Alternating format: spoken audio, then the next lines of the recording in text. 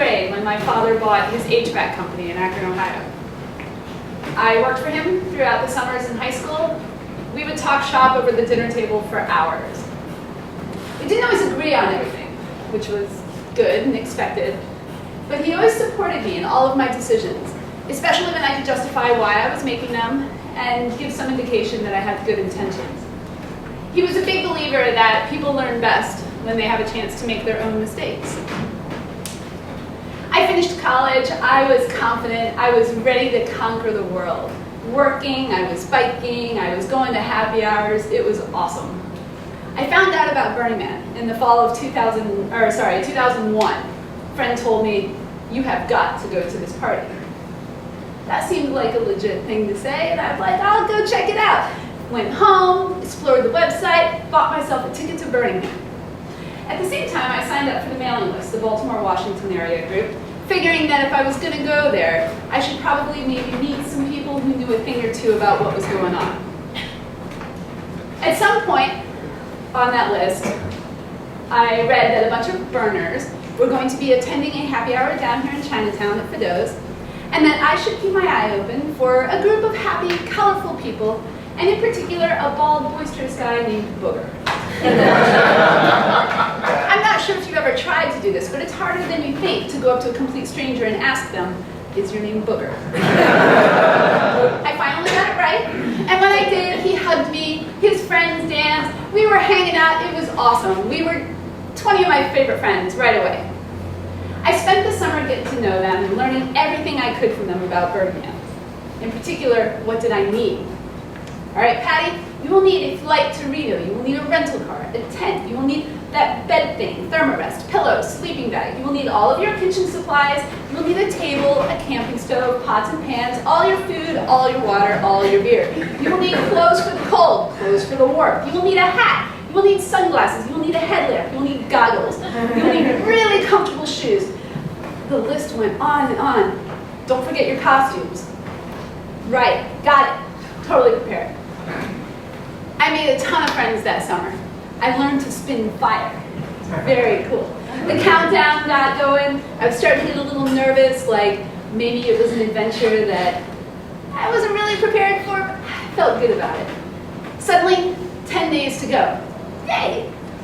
My father comes into town on a work trip. I loved it when he came into town because he would always take me to those fancy schmancy restaurants I could never afford to go to on my own.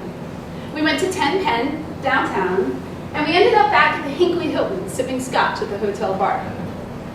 We talked about his training for the marathon. He was going to run 17 miles that coming Saturday. We talked about me applying for grad school. We talked about my work, how I was kicking my ass. We talked about Burning Man. And I told him that I wasn't really sure that I knew what I was getting into, but I was really confident that I'd made great friends and that everything was going to be fine. Patty, he said, "You're going to have a great time. Just don't let anyone force you to do anything you're not ready to do." Got that. I hugged him goodbye in the lobby, which happened to be filled with a group of teenage girls all giggling and holding onto flute cases, some kind of band camp.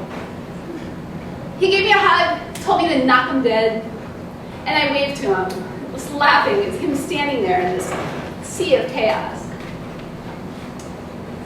The following Tuesday, I received a phone call from my mom about 5 a.m. "He's not moving," she said. There wasn't an illness, there was no disease, there was no car accident. My father had simply died in his sleep. I was on a flight to Akron within hours. Days passed, shock sank in. Everything I knew was different. Everything had changed. Those days are a complete blur to me. I mean, family flew in from around the world. My neighbors were bringing over food. The house was chaos. We were sitting around the kitchen table, drinking scotch, telling stories, crying. At some point, my older sister asked me, "What about Burning Man? I've been planning for months about this. You are so excited for it. Are you going to go?" I didn't know. I mean, what do you you do. Go, she said. It's important that you keep living your life. You've got to keep going. I was getting supportive emails from all of my new friends here in DC. Come to Burning Man. We will be there with you. You will have the opportunity to let your emotions run free, to grieve, but you'll also have distractions that just kind of let your mind get off it. Come to Burning Man. So I went.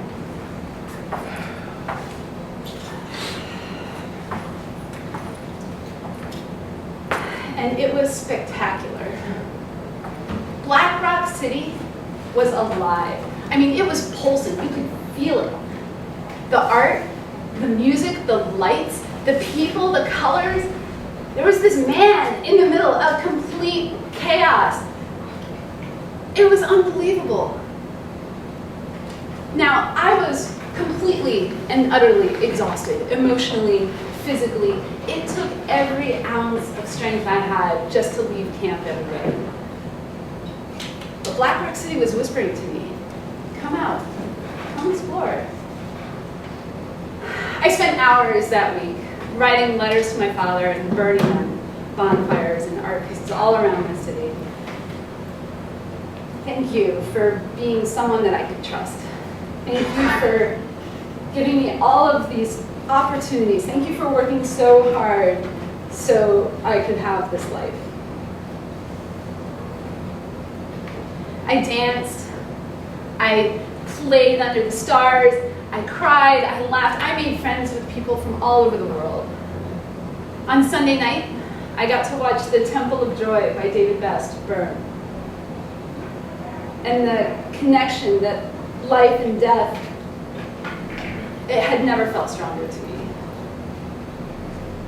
With every passing minute, I felt my heart heal.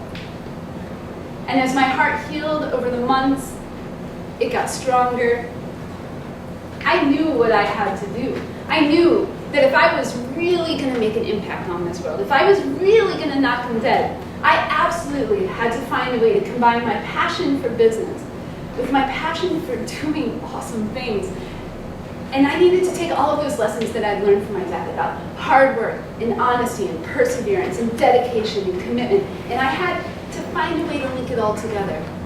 Because I looked at Burning Man and I saw all that creativity and that community and the passion, and I said to myself, how can I find a way to get all of that to infiltrate the whole world? And I think I might have it.